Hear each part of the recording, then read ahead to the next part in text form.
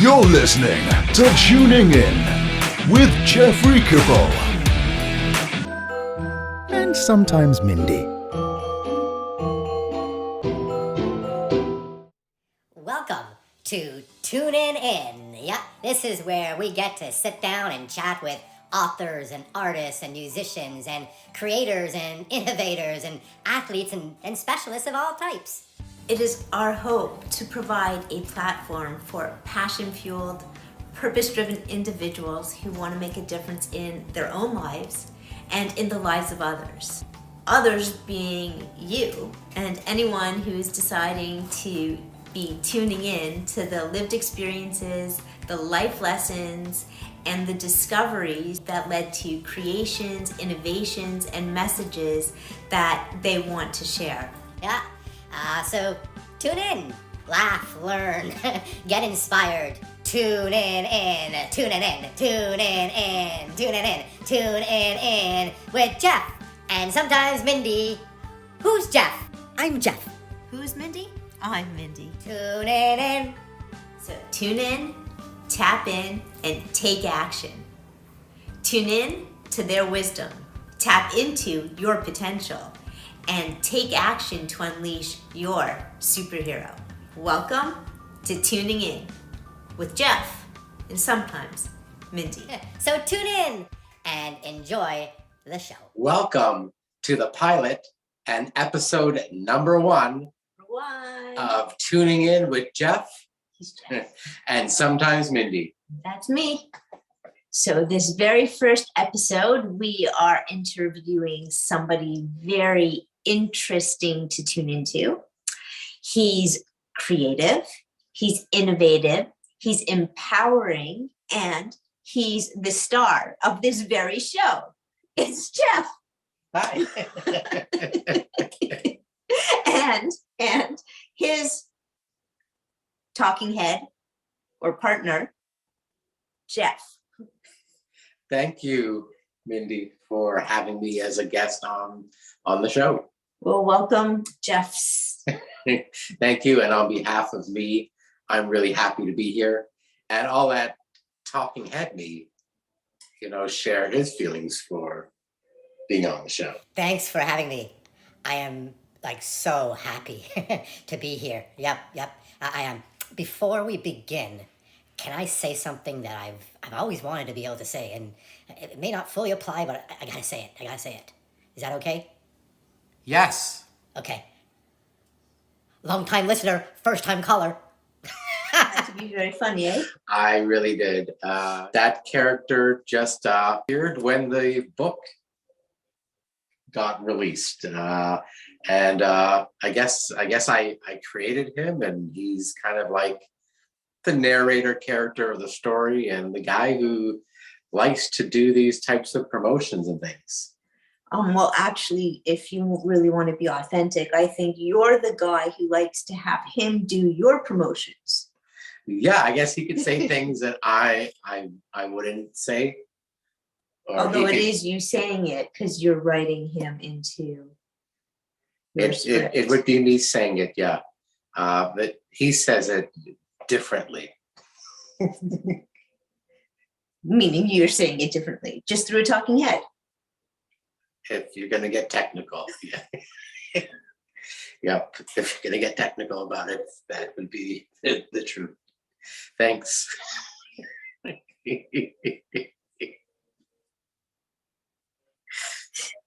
Yeah.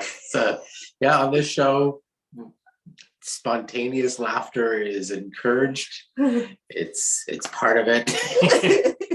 That's what it's all about. It's being able to laugh. Yeah. It's a good segue to talk about my book. I think that's one of the reasons why I'm on the show today. Well, this is my first time hosting a podcast show. Yep, I guess so. Well, I guess that gives us a good example of your creativity. And I know you use this character, your talking head version of you, in a book. What is the name of that book and why did you create it? The book is called The Ridiculous Adventures of Serpent and I created it because I read this book when I was in my teenage years. The book was called The Hitchhiker's Guide to the Galaxy, and it made me laugh, and it made me laugh out loud. And I thought that was kind of cool that a book could do that. And then the story ended, so I wanted it to continue. So I wrote my own version of a world of sort of wacky adventures. And I laughed when I thought the idea up, and then I laughed again when I wrote it. I laughed when I read it, and then when I read it to my friends and they laughed, I thought, okay, cool, this is something that I want to continue doing. And that was when? A long time ago. And so what happened? Life things happened, and the book got put aside, and I would come back to it every so often when I needed like a pick me up, or I had some idea and I wanted to add to it, and that occurred, throughout my life. Huh. So it sounds like it was a lifelong project. Yeah, which is cool because, as you know, since your wife and all. Being my wife and all, and the development editor for the book, I finished it last year, and the benefit of that was that I had the ability to have all these life experiences and people that I got to meet along the way who either gave me information or inspiration or insight in some way. Those messages got embedded into the book. And the timing of putting it out now, to me, felt even more important. At the beginning, I wrote the book for me. It was like just something to capture fun adventures that I had with friends, or things that I thought up and to put into the story. And when it was released and I realized that it was something that was making people laugh, when I started noticing that that's what was happening, it was really cool, because now the book was more than just this fun story that I created for me and maybe for people who liked the book's Hitchhiker's Guide to the Galaxy. Now it was something that can positively impact people, by just pausing and laughing and enjoying the moment. Pause. You said pausing or pause a few times now in this chat. What do you mean by that? I mean that most of the time people are rushing around their day and they just get to the end of the day, and then the day starts again the next day. And it's not about just getting to the destination or for the day to be over. It's to be able to enjoy the time during the day. To be able to enjoy the time during the day, there has to be that ability to pause long enough to be able to enjoy something. Otherwise, everything's just moving at such a fast pace, or you're lost in so much other attention that's coming at you, that if you don't take that pause, then you don't have that moment just for yourself. You're pausing everything else around you. Your list, it's on pause. Your situations and scenarios around you or that you've been dealing with, it's on pause. In that moment, you're just allowing whatever to come in, whatever your mind naturally wants to focus on that feels good, is what to do within that pause, and then have that moment as a mindful moment to put into being creative or just chilling. Yep. So what aspects are you most proud of with regards to what you wrote in the book? I'm proud that people are laughing, or that they're pausing to laugh. I mean, there's something in that. Most people are, from what we've been witnessing over the last few years, either people caught in sadness or in stress or in just overall busyness, and the ability to pause and enjoy the story and enjoy the book means that they have that ability to laugh. And when you sort of let go, then that creative flow can come out, and maybe they'll come up with something that they want to do to express their creativity, or they'll just feel better. And if they feel better, then that has an impact on them and potentially the people that are around them. And because the book has the different empowerment messages, then it's most likely going to impact them in some way. To summarize, your proud me moments were basically in writing the book were that number one, you're giving people the opportunity to laugh out loud and like authentically laugh and really enjoy it. Number two, you're giving people the opportunity to have a shift in mindset and see something differently that might make them feel empowered or more happy or confident in some way. And number three, something that you conjured up in your own mind is now out there, real for other people to see as well. And that makes you feel proud. Is that correct? Yeah. Yes. And that I'm hearing from people that they're enjoying reading it to their kids. Oh, yeah, that's right. cool. Which is cool. That's parents, that's grandparents. The adults are liking it because it is a break. It is something just to enjoy and listen to. And just as a mental health break, it's like, here's a really cool thing just to pause. So I actually remember some comments were that people are reading it twice or more, or want to read it more than once because they enjoyed it so much. It's so a pick me up. that must make you feel good. Yeah, it does. It's very Proud cool. me moments. I really like the sound of that. That's pretty cool.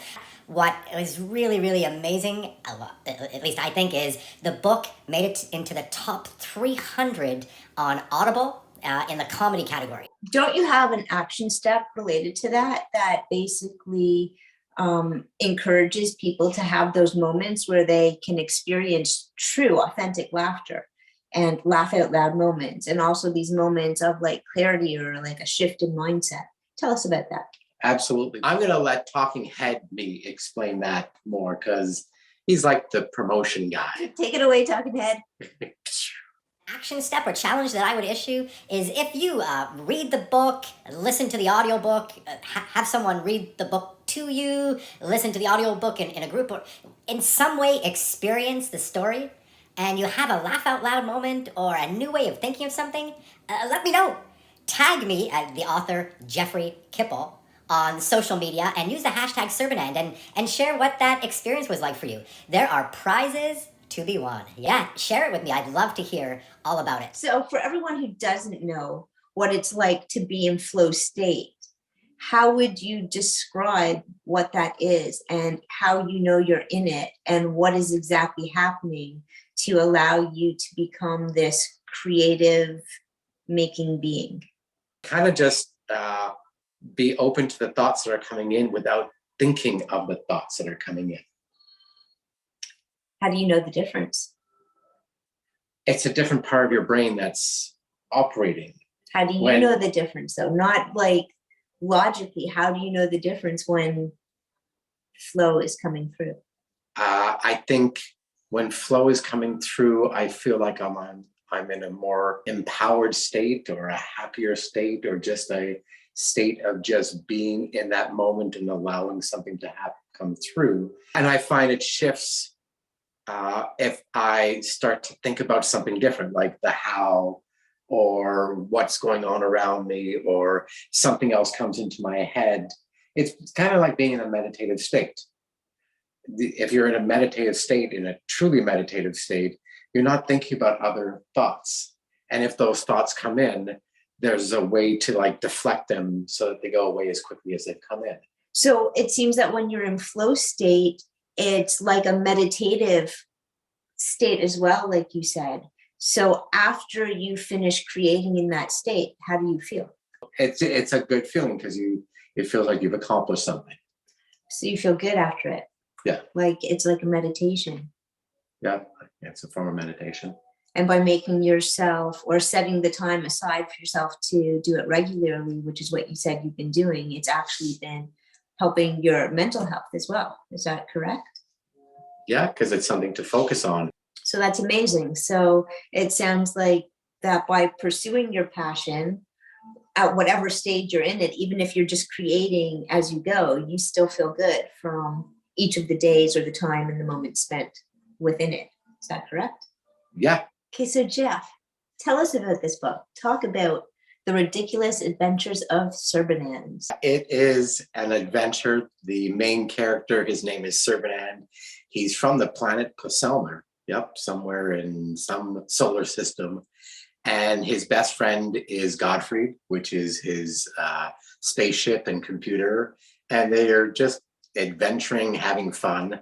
And then something weird happens, which I won't get into right now. And Serpenine switches bodies with this teenage boy on Earth named Jim. And it's all these experiences because Serpenine, through Jim, is experiencing things like grass, trees, for the first time. And Jim is in Serpenine's body, trying to figure out and navigate life in a different being. So there's a lot of self-growth messages, new discovery, new awarenesses of new ways of looking at things, and a lot of laugh out loud moments. And you say it's like self-growth because your characters have entered into each other's bodies and have to navigate their way through life differently. So they're seeing things from a different set of eyes, even though they're in that same body. Is that correct? That's a good way of looking at it. That reminds me of a cow scene that I know was narrated, and you had a little video clip put together for it. Is that something that you want to play? Okay, yeah, sure. The Ridiculous Adventures of Serpenine.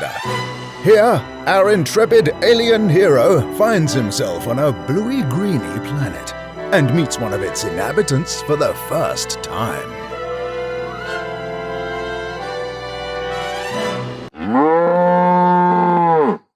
Huh? Huh? Serpenine repeated, staring at the animal standing in front of him. He couldn't believe its behavior. It was chewing incessantly, without any regard for manners whatsoever. Spittle flying all over the place, and munching noises bellowing from almost every orifice. Hello? Serpenine tried, but did not even get the slightest response. Moo, he uttered instead, not knowing its meaning. To this, the cow stopped chewing and stared straight at him as if to say, "Hey, what's going on, man? That's my language you're speaking." Serpenine decided to continue with this approach. He got down to the ground, went on all fours, dug his head into the grass, and began to chew. Not bad, he thought. Pretty good, actually, he shouted out loud. Moo! He uttered again, this time with both force and glee. And to think I've been walking on this great food since I got here. What a planet. Seeing that scene actually made me also think differently because it was a different perspective. So I know in addition to being creative in writing, you're also creative on the other side on from the Rethink Fit Initiative. You're an ambassador for that. How is that connected in with your book, and what are you doing for that? Well, the Rethink Fit Initiative is also part of a passion project of mine. We've been together in the fitness industry for many years, and the notion of being able to give people the awareness that being fit goes beyond just strength and appearance, that being fit is about mental and emotional and social and spiritual and functional health too. I'm using the book as a way to convey a message. Also has self-growth messages built into it. For me, the book allows me a platform to reach more people with messages that may not have reached those people otherwise. So I'm sure that you were in your flow state when you created Talking Head Jeff, because not only is he here, but he's also a character who kind of came to life in your book. Yeah. To me, it feels great that he's out in the world. You know what? I'll just ask him, what do you think? What's it feel like to be out? It's awesome. I love doing all the videos and just, being this talking head and saying things and stuff. Yeah, I really enjoy it. So yeah, I have a lot of fun with it, coming up with scripts, coming up with material, and picturing the different videos to put out. Tell us a funny story. Tell you a funny story. Well, this is funny, isn't it? Because like, I'm a version of you, so you're interviewing you through me, and talking to. I don't even know who's listening to this or watching. That's funny, my friend. And the funny thing about this is I hear him doing this voice and this character at like any time during the day, because his creative flow and his flow state comes out when it wants. Yep. Yes, you'll hear me making screaming noises and all kinds of different things. But I have fun with it. He does. He laughs at his own jokes. A lot of the time that talking head Jeff is laughing, it's actually Jeff really laughing. I often walk in and he's just watching himself and having like the best time. Yeah, that's a lot of fun. So we're at the point of our show where we put the spotlight on our guest, and in this case it is the host of the show, Jeff. So take it away, Jeff, or talking head Jeff, or however you want to present it to us, Jeff. The showcase is for you. Well, I'm going to turn it over to Talking Head me to do a little reading from chapter 1 of the book. The Ridiculous Adventures of Serpent. Hey, whoa. What's that? Whoa? Should I stop? I'm thinking that maybe Alan Irving should read the book. Yeah, he's awesome. Yeah, he did Let's get him to do such an awesome job. When we put the audition out on Audible, remember, we had almost 100 voice actors and narrators reach out and send in audition tapes, which was like a load of fun listening to those audio tapes. And Alan did a job that was so spectacular and had a lot of the voices that I had envisioned when I wrote the book originally. So let's have Alan do it. That's a good idea. Let's do it. Take it away, Alan. From the distant star of Placelna he travelled. Why? Who knows? But that's not the point. At least not right now. For 3 billion galactic years and 9.2 megaseconds, his ship careened across the somewhat vast universe, turning left here and right there and looping around deltic spagnoids every so often. But all in all, besides the mishap near the Algernon sector, which we also won't get into right now, it was smooth trekking. His journey would have been a lot shorter had he not stopped at Joe's Galactic Bar. But who could blame him? With all the advertising that Joe has been doing lately, he wouldn't be surprised if a cornshaw actually did stop by. You know the slogan. No party's complete without a cornshaw. Why not stop in and try Joe's Galactic Bar? What the hell is a cornshaw? The space traveller thought as he came within a safe distance of the place. I wonder if other beings come in just to see if they can catch a glimpse of a cornshaw, he pondered. Anyway, he decided why not, and stopped in for several sweefs and a shot of his favourite drink, the Rhino Kicker. This strange and bizarre sort of alcoholic substance got its name during the age of bartenders. It is much like one of the olden age soft drinks called Brioza, which was banned under Section 77.56 of the Living Rights Act, Supplement 999.887.172.31457-A. Unlike Brioza, though, it's claimed that 3.289 seconds after tasting the Rhino Kicker, one would kick back their legs in disgust and charge something, usually a brick wall, scream singing, "Rhino! Rhino! Rhino!" The Rhino Kicker has no such effect on Serpinand, although he has claimed to have hallucinated packs of rhinos flying around his head.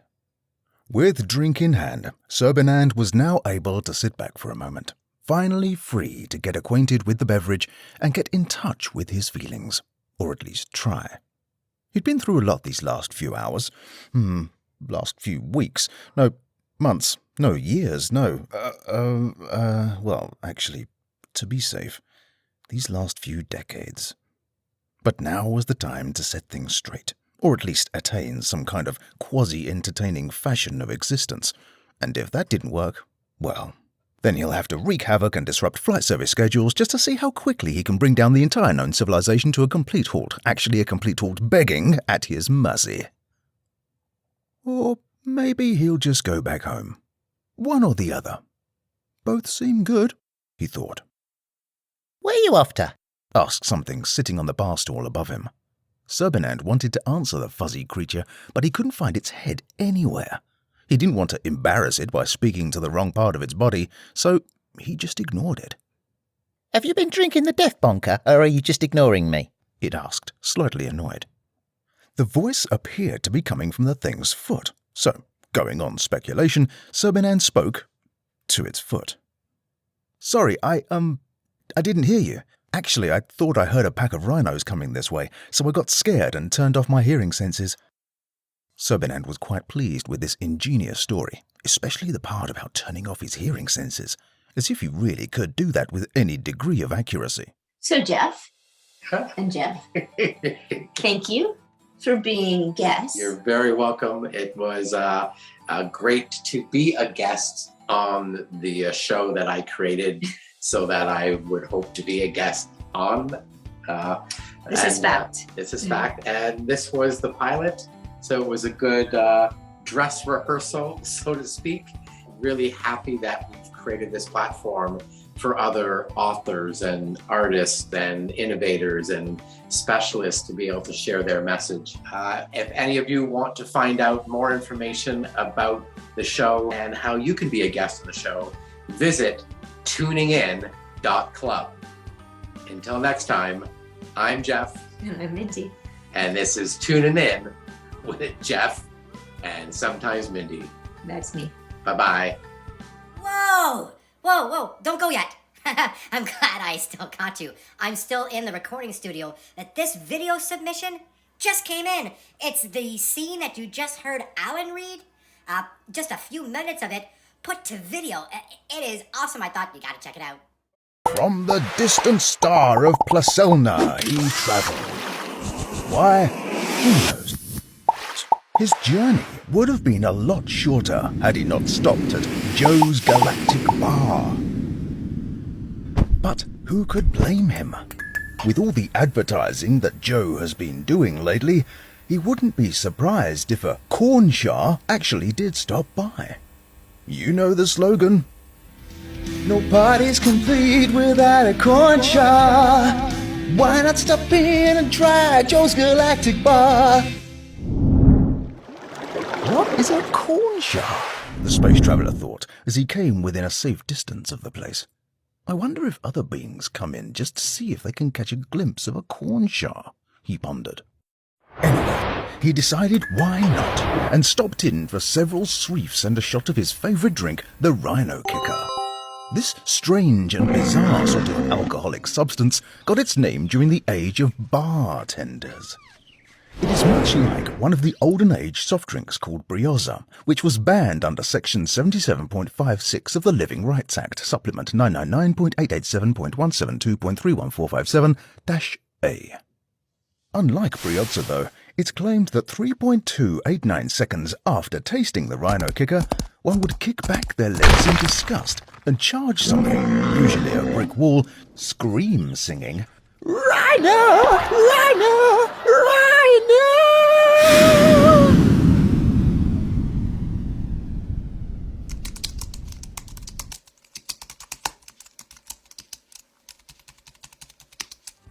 Today's show is brought to you in part by the Muskoka Lakes Hotel and their VIP Wellness Suite upgrades. Tuning In is a proud supporter of the Rethink Fit Initiative. www.unleashyoursuperhero.com